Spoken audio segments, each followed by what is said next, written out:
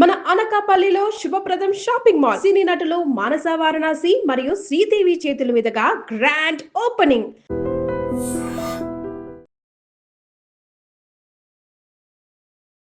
శోభన్ బాబు గారితో మీకున్న పరిచయం, ఆ అసోసియేషను, ఆ ట్రావెల్ గురించి కాస్త చెప్తారు? శోభన్ బాబు గారు అంటే అసలు ఇష్టం లేని ఎవరుంటారు? అందగాడు, చాలా మంచి మనిషి, చాలా క్రమశిక్షణ ఉన్న మనిషి, సంస్కృత భూయిష్టమైనటువంటి పదాలతో ఒక పాట రాశారు. చరణ కింకిణులు గల్లు గల్లు మన కరకంకణము గలగలలాడగ వినీల కచమర విలాసవంతులు తనులతిక చెంచలించిపోగా అని. రామయ్య తండ్రి, ఓ రామయ్య తండ్రి, నా నోములన్నీ పండినాయి రామయ్య తండ్రి, మా సామి వంటి నువ్వేలే రామయ్య తండ్రి. మీరైనా పాడింది అది. సంపూర్ణ రామాయణం రిలీజ్ అయిన తర్వాత ఫస్ట్ 2 వారాలు అవునవును అంతగా మంచి టాక్ రాలేదు. ఒకానొక రోజు మీ దగ్గర అయితే శోభన్ బాబు గారు ఏడవలేదు కానీ ఏడ్చినంత బాధపడ్డారు అని తెలిసింది. అవునవును. ఆ సందర్భం గురించి కాస్త చెప్పండి. నడుచుకుంటూ పాండి బజార్ వెళ్తున్నారు సార్ భోజనానికి. ఇంతలోకి ఫియట్ కార్ ఒకటి వచ్చి ముందుకు వెళ్ళి ఆగి వెనక్కి వచ్చింది. ఎవరైనా చూస్తే శోభన్ బాబు గారు. సో ప్రొడ్యూసరు, డైరెక్టరు, ముడపూడి వెంకటరమణులు, బాబు గారు, స్టాఫ్ అందరూ చాలా దిగులుగానే ఉన్నారు. అందులో శ్రీరాముడు వేషం వేయటం. Hi, welcome to I dream. తెలుగులో ఎంతోమంది గొప్ప హీరోలు ఉన్నారు. ఎన్టీఆర్, ఏఎన్ఆర్, కృష్ణ గారు, ఇలా తెలుగు సినిమా తొలినాళ్ళలో తెలుగు సినిమాని చేయబట్టుకొని నడిపించిన స్టార్ హీరోలు వీరంతా. అయితే వీరందరిలో శోభన్ బాబు గారిది మాత్రం చాలా ప్రత్యేకమైన స్థానం. ఆంధ్రుల అందగాడిగా మహిళా లోకాన్ని తన వైపు తిప్పుకొని సినీ నీరాజనాలు అందుకున్న సూపర్ స్టార్ శోభన్ బాబు గారు. అయితే ఆయన మన మధ్య లేకపోవడం ఇప్పటికి 18 సంవత్సరాలు పూర్తయింది. అయినా కానీ ఆయనకి సంబంధించిన విశేషాలు, ఆయన సినిమా విశేషాలు ఇలా ఎప్పుడు విన్నా మనం అంటే ఒక రకంగా పులకించిపోతూ ఉంటాం. ఈ నేపథ్యంలో శోభన్ బాబు గారి గురించి, ఆయన సినీ విశేషాల గురించి మనకి తెలియజేయడానికి డైరెక్టర్, రైటర్ కనగాల జయకుమార్ గారు మనతో ఉన్నారు. ఆయన అడిగి అసలు శోభన్ బాబు గారి విశేషాలు మరికొన్ని తెలుసుకుందాం. హాయ్ సార్, నమస్తే. నమస్తే. ఇప్పుడు నేను ఇంట్రోలో చెప్పినట్టు శోభన్ బాబు గారి గురించి అంటే చాలాసార్లు చాలా విషయాలు కథలుగా వింటూ ఉంటాం. అయినా కానీ ఆయన మంచితనం, ఫైనాన్షియల్గా ఆయన చూపించిన క్రమశిక్షణ అండ్ అలాగే ఆయన చేసిన సినిమాలు, ఆయన మహిళా ప్రేక్షకుల్లో ఆయనకున్న క్రేజు, ఇవన్నీ ఎన్నిసార్లు విన్నా తనివి తీరదు అనమాట. అవునండి. సో మీరు డైరెక్టరు, రైటరు, కొన్ని దశాబ్దాల పాటు ఇండస్ట్రీతో ట్రావెల్ అయ్యారు. సో శోభన్ బాబు గారితో మీకున్న పరిచయం, ఆ అసోసియేషను, ఆ ట్రావెల్ గురించి కాస్త చెప్తారు? తప్పకుండా అండి. శోభన్ బాబు గారు అంటే నాకు కూడా చాలా ఇష్టం సార్. ఆయనతో 3 సినిమాలు పనిచేశాను సార్. శోభన్ బాబు గారు అంటే అసలు ఇష్టం లేని ఎవరుంటారు? అందగాడు, చాలా మంచి మనిషి, చాలా క్రమశిక్షణ ఉన్న మనిషి. నేను అప్రెంటిస్గా ఎన్టీ రామారావు గారి సినిమా నిండు దంపతులకు జాయిన్ అయ్యానండి. అందులో బాలయ్య గారు యాక్ట్ చేస్తున్నారు. ఇంజనీర్, ఆర్టిస్ట్, ప్రొడ్యూసర్ బాలయ్య గారు. ఆయనేమో విశ్వనాథ్ గారితో సినిమా చేస్తున్నారు. ఓకే. సో కాస్త హుషారుగా బిగినింగ్లో చాలా హుషారుగా యాక్టివ్గా పనిచేయటం గమనించి అబ్బాయి నువ్వు మేము సినిమా తీస్తున్నాము, నువ్వు అక్కడికి వచ్చాయి అని అన్నారు. అదేంటి? శోభన్ బాబు గారితో సినిమా. ఆ సినిమా పేరు చెల్లెలి కాపురం అనమాట. అబ్బో. సరే, రామారావు గారితో అప్రెంటిస్ సినిమా అయిపోయిన తర్వాత చెల్లెలి కాపురం సినిమాకి అసిస్టెంట్ డైరెక్టర్ని నేను. 100 రూపాయలు జీతం. తర్వాత షూటింగ్ ఉంటే 2 రూపాయలు బయట. తర్వాత వెళ్ళి కూర్చున్న తర్వాత ఇక స్టోరీ డిస్కషన్ అనమాట.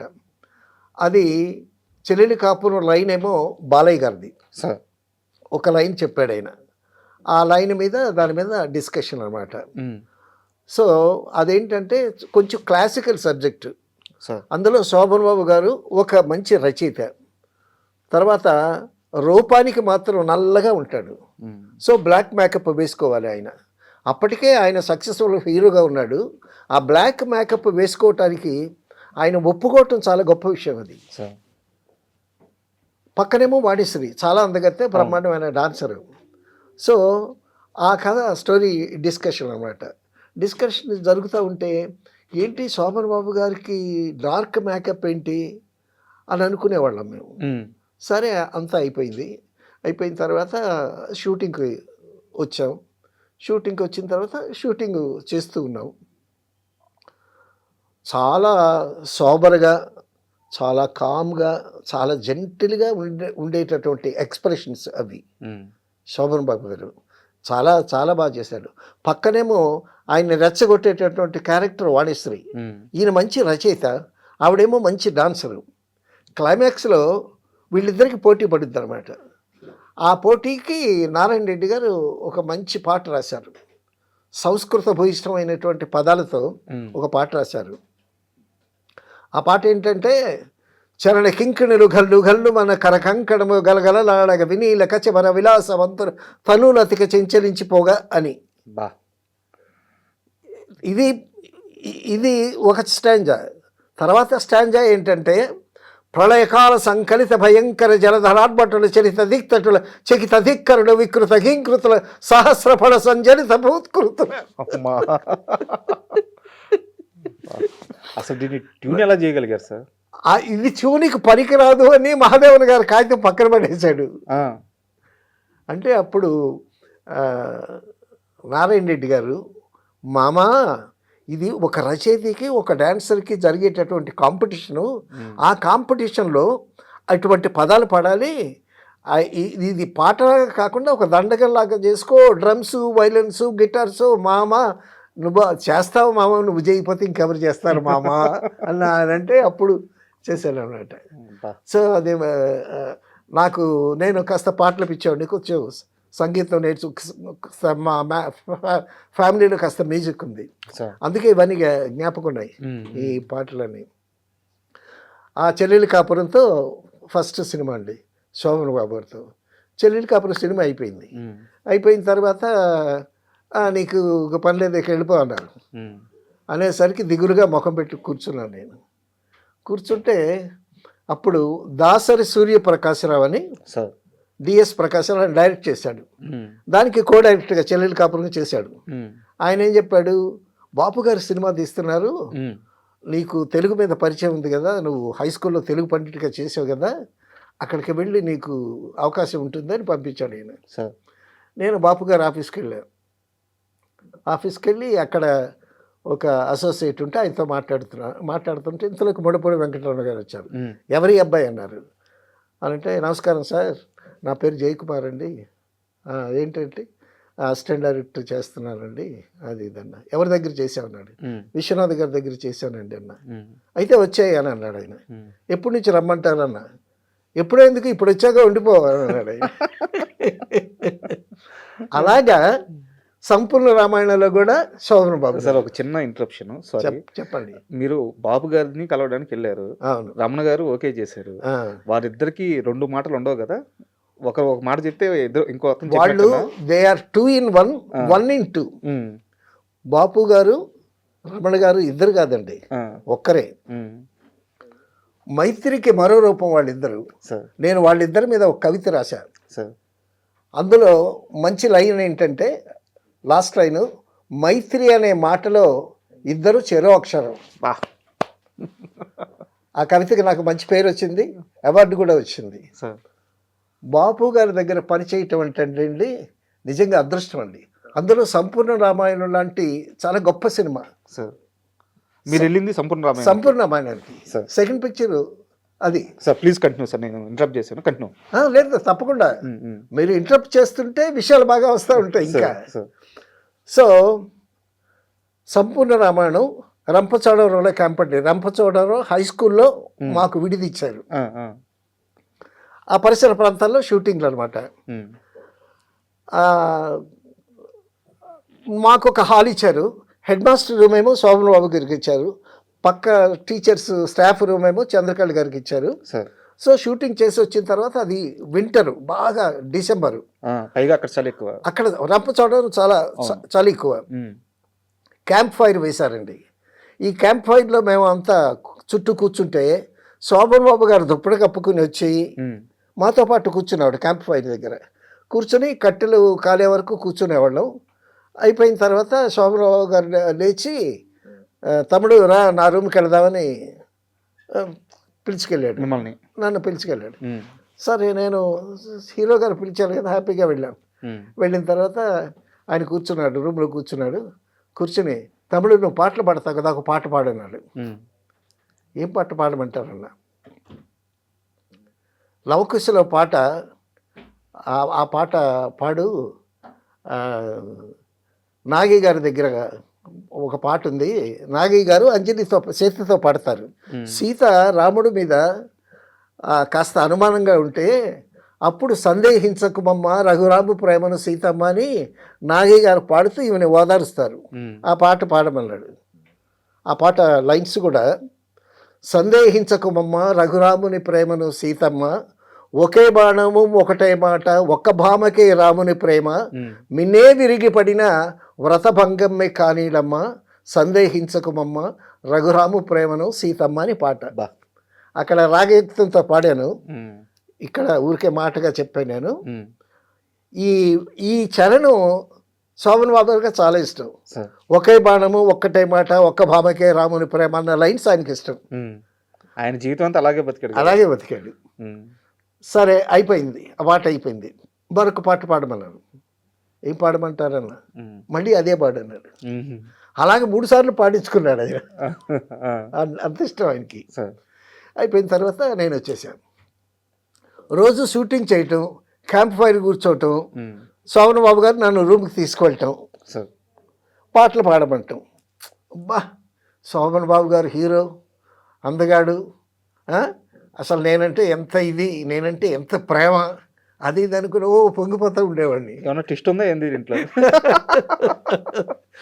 నేను రూమ్కి వస్తే రూమ్కి వస్తానంటే శోభన్ బాబు గారు రూమ్కి వెళ్ళు అనేవాళ్ళు. మాతో కొలీగ్స్ ఉంటారు కదా, అసిస్టెంట్ డైరెక్టర్స్, తర్వాత కెమెరా అసిస్టెంట్లు, రామారావు అని చీఫ్ కెమెరా అసిస్టెంట్, వీళ్ళందరూ అనమాట. అంటే నేను శోభన్ బాబు గారి రూమ్లో ఎక్కువసేపు ఉంటున్నాను వీళ్ళ. అలాగా అసలు ఏంటి ఇంత ప్రేమ శోభన్ బాబు గారికి నా మీద అని తర్వాత తెలిసింది ఏంటంటే విషయం, పక్క రూమ్లో చంద్రకళ ఉంది కదా, చంద్రకళ ఈ రూమ్కి వచ్చేసేదంట ఆయనతో కబుర్లు చెప్పుకోవటానికి. ఇప్పుడు ఆయనకి కాలక్షేపానికి క్యాంప్ ఫైర్ దగ్గరికి వచ్చాడు, నన్ను తీసుకెళ్ళేవాడు, పాటలు పాడించుకునేవాడు. మరి ఆవిడకి మాట్లాడడానికి ఒక మనిషి కావాలి కదా, అండ్ షీఈ్ ఎ గర్ల్. తర్వాత ఆ రేంజ్తో పాటే శోభన్ బాబుతో ఏదో కబుర్లు చెప్పుకోవటానికి రావటం చేసి ఉండేదేమో. సో ఆవిడ రావటం ఈయనకి ఇబ్బంది కలిగి సో నన్ను తీసుకెళ్ళేవాడు అనమాట. ఆ విధంగా శోభన్ బాబు గారితో సంపూర్ణ రామాయణంలో పరిచయం. తర్వాత సంపూర్ణ రామాయణం శోభన్ బాబు గారితో అనుభవాలు చెప్పాలంటే అది ఒక పెద్ద ఎపిసోడ్, ఇది వేరే మరొకసారి చెప్పుకోవాల్సినటువంటి విషయం. అయితే సంపూర్ణ రామాయణానికి సంబంధించిన ఒక చిన్న అంశం ఒక్కటే అడుగుతాను, తర్వాత ఇంకా మిగతా విషయాలు మాట్లాడుకుందాం. చెప్పండి. సంపూర్ణ రామాయణం రిలీజ్ అయిన తర్వాత ఫస్ట్ 2 వారాలు అవునవును అంతగా మంచి టాక్ రాలేదు, ఓపెనింగ్స్ కూడా లేవు. అయితే ఒకానొక రోజు మీ దగ్గర అయితే శోభన్ బాబు గారు ఏడవలేదు కానీ ఏడ్చినంత బాధపడ్డారు అని తెలిసింది. అవునవును. ఆ సందర్భం గురించి కాస్త చెప్పండి. సంపూర్ణ రామాయణం అయిపోయిందండి. అయిపోయిన తర్వాత ఒక గ్యాప్ వచ్చింది, నెక్స్ట్ సినిమాకి గ్యాప్ వచ్చింది నాకు. నేను నడుచుకుంటూ పాండ్య బజార్ వెళ్తున్నా సార్ భోజనానికి. ఇంతలోకి ఫియట్ కార్ ఒకటి వచ్చి ముందుకు వెళ్ళి ఆగి వెనక్కి వచ్చింది. ఎవరైనా చూస్తే శోభన్ బాబు గారు లోపల. తమ్ముడు ఎక్కడికి వెళ్తున్నావు అన్నాడు. భోజనానికి వెళ్తున్నానండి పాండ్య బజార్. కూర్చో, నేను డ్రాప్ చేస్తాను పాండ్య బజార్ అన్నాడు. కూర్చున్నానండి. కూర్చుంటే శోభన్ బాబు గారు చాలా డల్గా, ఏం తమ్ముడు సినిమా అంత కష్టపడి చేశాము, బాగలేదంట, కలెక్షన్స్ బాగలేవంట, ఏంటి విషయం ఏమన్నా అని అంటే, అవును సార్ కలెక్షన్స్ బాగలేవు, ఏమన్నా పుంజుకుంటుందేమో అది ఇదని చెప్పాను నేను. సో ప్రొడ్యూసరు, డైరెక్టరు, ముడపూడి వెంకటరమణలో బాబు గారు, స్టాఫ్ అందరూ చాలా దిగులుగానే ఉన్నారు. అందులో ఈయన ప్రధాన వ్యక్తి కదా, హీరో కదా. అందులో శ్రీరాముడు వేషం వేయటం. జీవితంలో ప్రతిసారి దొరికే అవకాశం కాదు అది. డెఫినెట్గా అవును. డెఫినెట్గా సరే అంత డల్గా విచారంగా మాట్లాడాడు ఆయన. మాట్లాడిన తర్వాత నన్ను డ్రాప్ చేశాడు. ఆయన వెళ్ళిపోయాడు. వెళ్ళిపోయిన తర్వాత 3rd వీక్ నుంచి అందుకుందండి సార్. సినిమా. బ్రహ్మాండంగా ఆడింది. అందులో రాముడుగా సోమన్ బాబు గారి గెటప్, తర్వాత ఆ మెజెస్ట్రీ, రాముడికి ఉండాల్సినటువంటి ఆ ప్రసన్న వదనం సార్ చాలా అద్భుతంగా ఉందిలేండి. తర్వాత బాపు గారు, రమణ గారు, ముళ్ళపూడి వెంకటరమణ గారు, ఆరుద్ర గారు స్క్రిప్ట్. వీళ్ళు అద్భుతమైనటువంటి పాటలు. అందులో ఎటువంటి పాటలు అండి, అబ్బా. దేవులపల్లి కృష్ణశాస్త్రి గారు ఒక పాట, సార్. నారాయణ రెడ్డి గారి ఒక పాట, దాశరథి ఒక పాట, వీటి సుందరామూర్తి గారి ఒక పాట. అందరూ పాటలు రాశారు, చాలా అద్భుతమైనటువంటి పాటలు. అందులో దేవులపల్లి కృష్ణశాస్త్రి గారి శబరి పాట అయితే మహాద్భుతం. ఆ శబరి పాట మీద నిజంగా ఒక పిహెచ్డి చేయొచ్చు, అంత అద్భుతమైనటువంటి పాట. సార్ దాంట్లో ఇంకో పాట కూడా ఉంటుంది, అది ఆ పడవ నడిపే అది కొసరాజు గారు రాశారు, ఫోక్ సాంగ్. మా అమ్మగారికి ఆ పాట అంటే ప్రాణం సార్. చాలా అద్భుతమైనటువంటి ఎన్ని వందల సార్లు వినిందో ఆ పాట. ఆ పాటలో నేను కోరస్ పాడా. అవునా? అవును. రామయ్య తండ్రి, ఓ రామయ్య తండ్రి, నా నోములన్నీ పండినాయి రామయ్య తండ్రి, మా సామి వంటి నువ్వేలే రామయ్య తండ్రి. మీరేనా పాడింది అది? అది ఘంటసాల గారు పాడారు, ఓకే. మేము కోరస్ పాడాం. ఓకే. రామయ్య తండ్రి అని ఘంటసాల గారు పాడిన తర్వాత కోరస్ పాడారు. ఏమి పాట, శివుడి విల్లు ఒక దెబ్బకు విరిచావంట.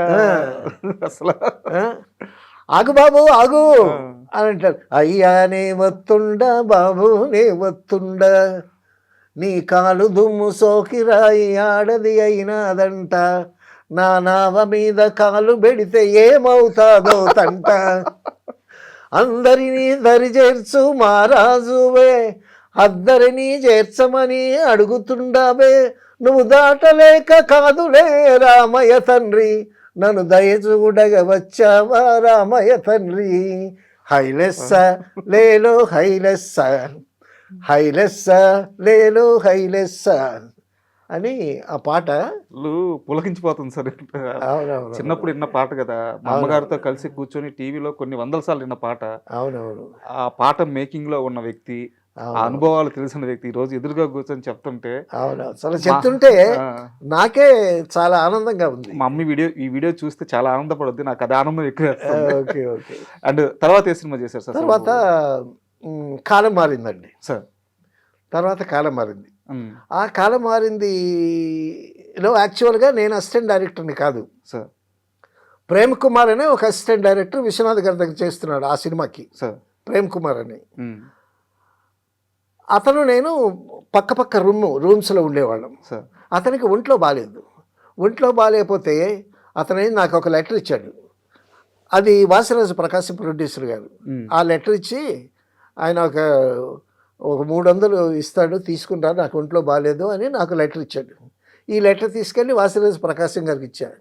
ఆయనేమో 300 ఇచ్చి 300 ప్రేమకుమార్కి ఇచ్చేసి మీరు రేపటి నుంచి మీరు రండి అన్నాడు.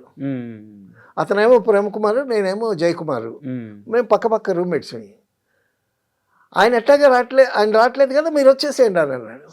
అనేసరికి అతనికి 300 ఇచ్చేసి నెక్స్ట్ డే నుంచి దీనికి వచ్చాను నేను, చెల్లెలికి కాలం మారిందికి సినిమాకి వచ్చాను. అక్కడి నుంచి కంటిన్యూ అయిపోయాను నేను.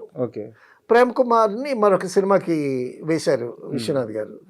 సో కాలం మారింది శోభన్ బాబు గారితో నాకు 3వ సినిమా. అప్పటికి అసోసియేషన్ ఇంకా బలపడిపోయి ఉంటుంది కదా? అప్పటికి అసోసియేషన్ స్టార్ట్ అయ్యి బలపడుతుంది అప్పటికి. అప్పుడు ముందు ఎస్ శ్రీలాల్ గారు డైరెక్టర్స్ యూనియన్ ప్రెసిడెంట్ చేశారు, ఎస్ శ్రీలాల్ గారు. తర్వాత దాసనారాయణ గారు వచ్చారు. సో అప్పటికి ఆ యూనియన్ జరిగేటప్పుడు ఆ నిమాయి ఘోష్ గారు, గారు సత్యం గారు, తర్వాత లక్ష్మణ్ రేఖ గోపాలకృష్ణ గారు, వాళ్ళతో పాటు నేను కూడా తిరిగాను అసోసియేషన్ కార్యక్రమాల కోసం. సో ఆ విధంగా యూనియన్ యాక్టివిటీస్ కూడా బాగానే జరుగుతూ ఉండేవి. సో ఈ కాలం మారింది. ఆ కాలం మారింది వర్షాల సమయంలో రిలీజ్ అయింది. వర్షాల సమయంలో రిలీజ్ అయిన తర్వాత మొత్తానికి పాకుతూ దేకుతూ 100 డేస్ ఆడింది ఆ సినిమా కూడా. మీరు గమనించారా? మీరు పనిచేసిన 3 సినిమాలు అన్ని పెద్ద హిట్లే. పెద్ద హిట్లు. తర్వాత చెల్లెలి కాపురం నంది అవార్డు, సంపూర్ణ రామాయణం నందులు, తర్వాత కాలం మారింద నందులు. అవును. విశ్వనాథ్ గారి ఇంటికి వెళితే ఒకసారి పొట్టి ప్రసాద్ అనే ఆర్టిస్టు వేషం కోసం విశ్వనాథ్ గారి ఇంటికి వెళ్ళాడంట. పొట్టి ప్రసాద్ చెప్పింది. పొట్టి ప్రసాద్ అని కొంచెం రేలంగిలా ఉంటాడు, మంచి కమెడియన్ అతను. విశ్వనాథ్ గారు ఇంటికి వెళ్తే విశ్వనాథ్ గారు లోపల ఏదో పూజలో ఉన్నారంట. నెమ్మదిగా తలుపు తీశాడంట. తలుపు తీసేసరికి నందులన్నీ అంబా అంబా అంబా అంబా అంటున్నాయి. అని అనేసరికి లోపల నుంచి విశ్వనాథ్ గారేమో బొమ్మని శంఖముతున్నాడు. ఆయన అమ్మో అమ్మో అని పారిపోయించాడు. అన్ని నందులు విశ్వనాథ్ గారి దగ్గర. అయితే శోభన్ బాబు గారి విషయానికి వస్తే ఆయన చాలామందికి ఫైనాన్షియల్గా చాలా సలహాలు ఇచ్చేవారంట. ఇన్వెస్ట్మెంట్ గురించి, డబ్బును జాగ్రత్తగా చూసుకోండి, డబ్బును కాపాడుకోండి, డబ్బు తర్వాత మిమ్మల్ని కాపాడద్ది, ముఖ్యంగా ల్యాండ్స్ మీద ఇన్వెస్ట్ చేయండి, ఇలా చెప్పేవారంట. మీకు కానీ లేకపోతే వేరే ఆర్టిస్ట్కి అలా సలహాలు ఇవ్వడం కానీ మీరు ఎప్పుడైనా ఆ ఎక్స్పీరియన్స్ ఉందా మీకు శోభన్ బాబు గారు? అంటే నేను ఇండస్ట్రీకి రాకముందు నుంచే శరత్ బాబు నేను ఫ్రెండ్స్. సో ఇండస్ట్రీకి వెళ్ళిన తర్వాత శోభన్ బాబు గారు శరత్ బాబు గారి ఇంట్లోనే 2 సంవత్సరాలు ఉన్నా. అప్పుడు శోభన్ బాబు గారు షూటింగ్కి వెళ్ళేటప్పుడు ఇతను నన్ను తీసుకెళ్ళాడు. అప్పటికి నా సినిమాలు శోభన్ బాబు గారితో చేయటం అయిపోయింది. అయిపోతే సేమ్ ఇలాగే చెప్పాడు, జనాభా పెరుగుతున్నారు బట్ ల్యాండ్ మాత్రం పెరగట్లేదు. కాబట్టి ఈ నివాసానికి ప్రతి వాడికి ఇల్లు కావాలి. కాబట్టి ఆ స్థలం మీద చాలా డిమాండ్, ఫ్యూచర్లో డిమాండ్ ఉంటుంది. కాబట్టి మీరు సంపాదించిన దాంట్లో కొంత ఏదైనా ల్యాండ్ మీద ఇన్వెస్ట్ చేయండి, అది ఉత్తరోత్తర బాగా డెవలప్ అవుతుంది, అదే మిమ్మల్ని కాపాడుతుంది అని చెప్పేవాడు. అదే శరత్ బాబుకి చెప్పాడు. శరత్ బాబు పాటించాడు. శరత్ బాబు చనిపోయే నాటికి అతని ప్రాపర్టీస్ లెక్కేసుకుంటేనండి దగ్గర దగ్గర 200 కోట్లు ఉన్నాయి అక్కడ. ఆయనకి మెడ్రాస్ మౌంట్ రోడ్లో షాప్స్ ఉన్నాయి. తర్వాత ఊటీలో ఒక ఇల్లు కొన్నాడు. తర్వాత ఆమదాల వలసలో ఇల్లు కొన్నాడు. తర్వాత హైదరాబాద్లో ఇల్లు ఉంది. బెంగళూరులో షాపులు ఉన్నాయి. ఆయన చనిపోయే నాటికి 13 వాటాలు వేశాడు శరత్ బాబు. 13 వాటాలు వేసిన తర్వాత కూడా ఈయన పేరున కొంత అమౌంట్ మిగిలింది. అది కూడా డెఫినెట్గా పంచుకుంటారు కదా, బ్రదర్స్ సిస్టర్స్ చాలామంది ఉన్నారు. సో శోభన్ బాబు గారి మాట పాటించినందువల్ల వాళ్ళు ఎంత ఫ్లరిష్ అయ్యారు.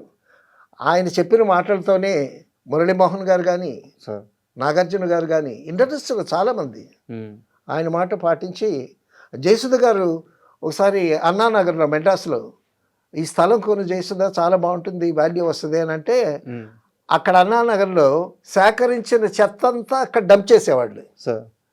జయసుధ ఇదేంటంటే ఇది చెత్త, ఇదేం డెవలప్ అవుద్ది అని వదిలేసింది. తర్వాత చూస్తే అది కోట్ల మీద వెళ్ళింది. ఇప్పుడు 100 కోట్లు. ఆ విధంగా తర్వాత అండి నేను విన్నాను, ఒక వీధి ఇళ్ళన్నీ ఆయనవే. శోభన్ బాబు ఆయన ఇంటికి వెళ్ళాను ఒకసారి. ఆ ఇంటి మీద శాంతి నివాసం అని రాసి ఉంటుంది. ఎంత చక్కని పేరు పెట్టుకున్నాడండి శోభన్ బాబు గారు. తర్వాత ఆయన షూటింగ్లో ఉంటాడు. ఇంటికి వెళితే ఇంటిలో ఒక్క సినిమా కబురు ఉండదు. అంత శాంతి నివాసం అన్నందుకు అంత ప్రశాంతంగా ఉంటుంది వాతావరణం. ఆయన కూడా అంత ప్రశాంత జీవనం సాగిస్తాడు. అసలు ఇండస్ట్రీలో హీజ్ ఎ మోడల్ అండి. ఆయన చాలా ఆదర్శమైన వ్యక్తి. ఇంట్లో కూడా చాలా నిండుగా పంచి కట్టుకొని వైట్ అండ్ వైట్ వేసుకొని చాలా డిగ్నిఫైడ్ ఉండేవారంట. షూటింగ్లో కూడానండి అవసరమైతే మాట్లాడతాడు. అది తక్కువ మందితో మాట్లాడతాడు, ఎక్కువ మాట్లాడు. సో అద్భుతమైనటువంటి పర్సనాలిటీ. సరే అందగాడని చెప్పాల్సినటువంటి పని లేదు, అది మనం కొత్తగా చెప్పేది ఏం కాదు. నేను సోగ్గాడు సినిమా గురించి ఏదో ఛానల్లో చెప్తే ఒకడేమో కామెంట్ పెట్టాడు, నువ్వు సోగ్గాడు అని పెట్టాడు. అంటే నేను నాకు పరిచయం ఉన్న వ్యక్తి, లేకపోతే ఆ ఛానల్లో ఫోటోగ్రఫీలో అందంగా ఉన్నానో ఏమో. సోగ్గాడు అంటే ఆయనే. సార్ ఇది సరదాగా అడుగుతున్నాను, మీరు పేర్లు ఏం చెప్పాల్సిన అవసరం లేదు, బట్ నాకు తెలిసింది అడుగుతున్నాను. ఇండస్ట్రీలో చాలా మంది హీరోయిన్స్ శోభన్ బాబు గారిని ప్రేమించారట, నిజమేనా? చాలా, అందులో జయసుధ గారు ఉన్నారుగా, ఆవిడ పబ్లిక్గా చెప్పింది కదా, శోభన్ బాబు క్రష్, మా క్రష్ అది ఇది. అదే ప్రేమించడం అంటే క్రష్ అనే. అదే చాలా మందికి ఆయన అంటే ఇష్టం, అభిమానం. చాలా మందికి ఇష్టం. కానీ ఆయన ఇష్టపడింది వేరే వాళ్ళని, అంతే కదా. ఇప్పుడు మీరంటే నాకు ఇష్టం, నేనంటే మీకు ఇష్టం లేకపోవచ్చు కదా. సో ఆ విధంగా హీజ్ ఏ వండర్ఫుల్ పర్సనాలిటీ, చాలా గొప్ప వ్యక్తి, చాలా డీప్ థింకింగ్. తర్వాత అండి ఆయన గుప్తదానాలు చాలా చేశాడు, చాలామందికి తెలియదు కానీ చాలామందికి చేశాడు. చాలా మంది ఆయన ఆస్తుల గురించే మాట్లాడతారు సార్. అవునవును, ఆయన చేసిన సేవా కార్యక్రమాలు చేయరు, చెప్పలేదు. ఇక్కడ ఒక విషయం ప్రేమ్ కుమార్ అనే అసిస్టెంట్ డైరెక్టర్ చెప్పానే, అతను కూడా శోభన్ బాబు గారి సినిమాలు పనిచేశాడు సార్. శోభన్ బాబు గారు సినిమాలు పనిచేస్తూ ఒకసారి వాడి అప్పుడు మేమంతా అప్పుడే పెరుగుతున్న బడ్డింగ్ స్టేజ్ అనమాట. సినిమా ఉంటేనే ఫుడ్, సినిమా లేకపోతే లాటరీ. ఒకసారి మా షూటింగ్లో ఉంటుండగా వచ్చాడు, అన్నగారు నమస్కారం అండి అని అన్నాడు శోభన్ బాబు గారిని. ఏంట్రా, ఏంటి విషయాలు అన్నాడు. ఏం లేదండి, నేను ఒక ప్రశ్న ఇస్తాను, సమాధానం చెప్పాలి, మీరు సమాధానం చెప్పలేకపోతే ఒక 100 రూపాయలు ఇవ్వాలి నాకు అన్నాడు. అదేంటో అన్నాను. అవునండి, ఫుడ్కి డబ్బులు లేవు, ఒక 100 రూపాయలు కావాలి, మీరు ప్రశ్నకి సమాధానం చెప్తే ఇవ్వక్కర్లేదు, సమాధానం చెప్పలేకపోతే 100 రూపాయలు ఇవ్వాలి. సరే చెప్పరా, నీ ప్రశ్న ఏంటి చెప్పాను. బుబాన్ బసవ్ అంటే ఏమిటి? బుబాన్ బసవ్ అంటే ఏమిటి? ఒకటోసారి, రెండోసారి, మూడోసారి మీరు చెప్పలేకపోయారు. బుబాన్ బసవ్ అంటే తిరగేస్తే శోభన్ బాబు, బుబాన్ బసవ్ అంటే తిరగేస్తే శోభన్ బాబు 100 రూపాయలు ఇవ్వండి అని అన్నాడు. అది ప్రొడక్షన్ మేనేజర్ని పిలిచి వీడికి 100 రూపాయలు ఇవ్వండి అని చెప్పి వాళ్ళ పర్సనల్ మేనేజర్ని పిలిచి, ఆయనకి థియేటర్ ఒకటి ఉంది, ప్రీవియస్ థియేటర్ ఒకటి ఉంది, ఆ స్టాఫ్కి భోజనాలు వస్తాయి. వాడికి చెప్పాడనమాట, ఒరే వీడు ఎప్పుడు వచ్చినా వాడికి భోజనం పెట్టండి అని చెప్పి, వీడికి ఎప్పుడు డబ్బు లేకపోయినా అక్కడికి వెళ్ళి భోజనం చేస్తాడు. సో అలాగా చాలామందికి చేశాడు, చాలామందికి హెల్ప్ చేశాడు. ఆయన చెప్పుకోడు. Sir thank you very much. ఎందుకంటే అంత గొప్ప హీరో గురించి ఇంత చిన్న విషయం తెలిసిన ఆనందమే సార్. ఎందుకంటే మీలాంటి పెద్దలు చెప్పాలి, మేము తెలుసుకోవాలి. సో నిజంగా చాలా ఆనందంగా ఉంది. Thank you. చెప్పటం కూడా నాకు ఆనందమే sir. Thank you sir. And for more videos, Hi guys, this is Riddhi Kumar here. Please subscribe to iDream channel. Subscribe to iDream Media. Please subscribe to iDream. Please subscribe to iDream. Please subscribe iDream. And please subscribe to iDream. For more videos, subscribe to iDream.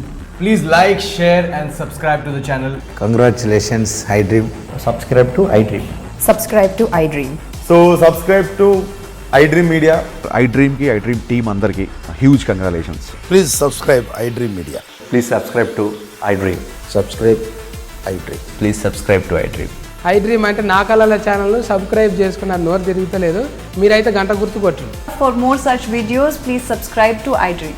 Subscribe to iDream. Please subscribe to iDream. Please subscribe iDream Media. Please do subscribe to iDream. Please subscribe to iDream Media. For best entertainment and information, please subscribe iDream. And don't forget to subscribe to iDream.